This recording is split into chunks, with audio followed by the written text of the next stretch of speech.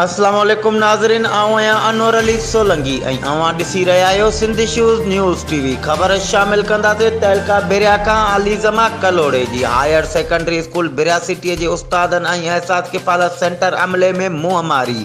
तदरीसी अमल बंद, उस्तादन ऐं शागिर्दनि जो स्कूल अंदर सख़्त एहतिजाजी मुज़ाहिरो।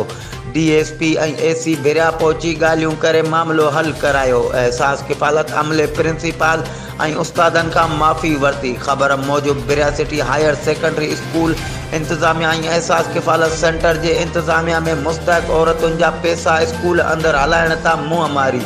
बाद में हिक ॿिए खे धिका ॾिना विया। उन ई सिलसिले में उस्तादन, प्रिंसिपल मंसूर अबड़ो, उस्ताद अब्दुल रऊफ़ सोलंकी, महबूब लंजार, इरफान मेमुण ऐं ॿियनि चयो त अहसास सेंटर जो इंचार्ज शहबाज सुमरो, तारिक सोलंकी ऐं ॿियनि स्कूल अंदर अहसास क़फालत जा पैसा हलाइण लाइ पहुता त असांखे तइलीम खाते जे ऑफिसरनि अहिड़ो को बि लेटर न ॾिनो हो। अहसास क़फालत जे इंचार्ज शहबाज सुमरो ऐं ॿियनि गुता लफ़्ज़ ॻाल्हाया ऐं जान खां मारण जूं धमकियूं पिणु ॾिनियूं। अहिड़े अमल ख़िलाफ़ उस्ताद तोड़े शागिर्दनि स्कूल अंदर सख़्त एहतिजाजी मुज़ाहिरो कंदे अहसास क़फालत अमले ख़िलाफ़ छिती नारेबाज़ी कई।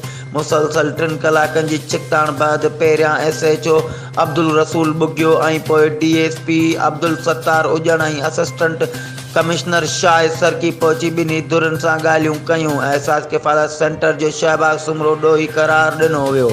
जंहिं मौक़े ते ई प्रिंसिपल तोड़े उस्तादनि खां शहबाज सुमरो ऐं अहसास क़फालत जे अमले माफ़ी वरिती, जंहिं बाद मामिलो हल थी वियो। वधीक ख़बरुनि ऐं अपडेट्स लाइ ॾिसंदा रहो सिंधी शूज़ न्यूज़ TV।